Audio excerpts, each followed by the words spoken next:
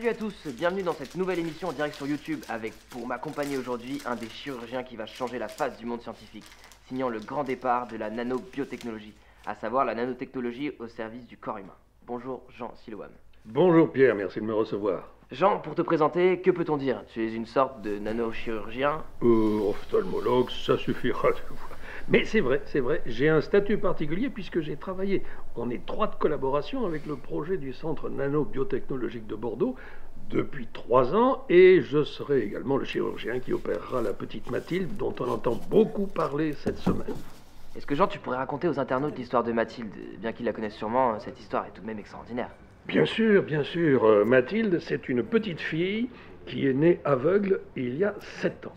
Et elle a fait ce qu'on appelle un glaucome congénital symétrique, qui est une maladie héréditaire à l'origine de la cécité de son père et de son grand-père.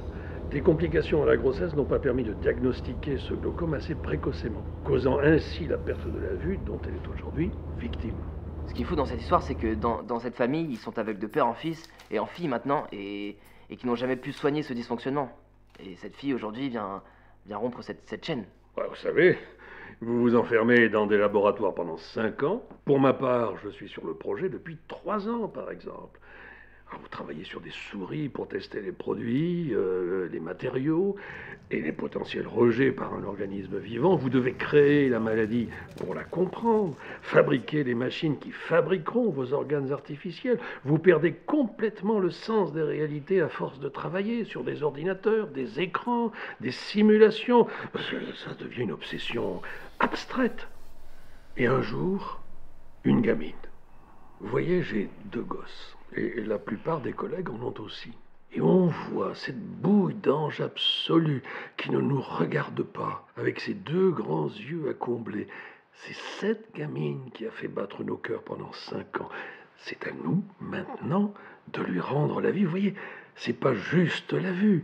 On va lui offrir les yeux aimants de sa mère, les inégalables couleurs du ciel, ses reflets dans l'eau ou les vitres des immeubles, l'architecture de ces immeubles, les formes capricieuses des nuages, le souffle du vent dans les arbres, sur les plages, la profondeur, le vertige des hauteurs, la sensation visuelle du vide et du plein, les paysages flous d'un trajet en train, la diversité de la faune et de la flore, le cinéma, la peinture, l'holographie, la photographie, le visage de son premier amour, la vue de son premier appartement, l'amour de son premier enfant et autant de souvenirs, et le reste, et le bleu, et le vert, et l'orange, et le violet, et le jaune, le rouge, le blanc, le noir, le rien aussi, le choix, la vie, quoi.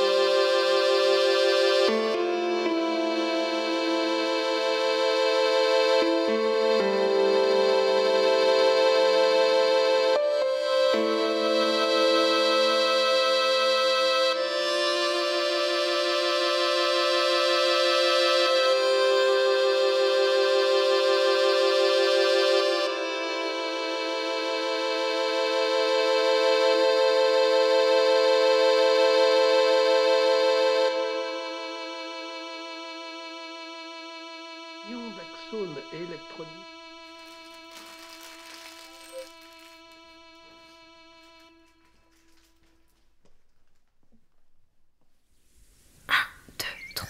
Guide mes pas, soleil, l'enfant dans l'ombre sommeil fut. Tu es loup désormais, âpre nombre dormait. Où es-tu? 4, 5, 6, caché dans un coin, comptez jusqu'à 10.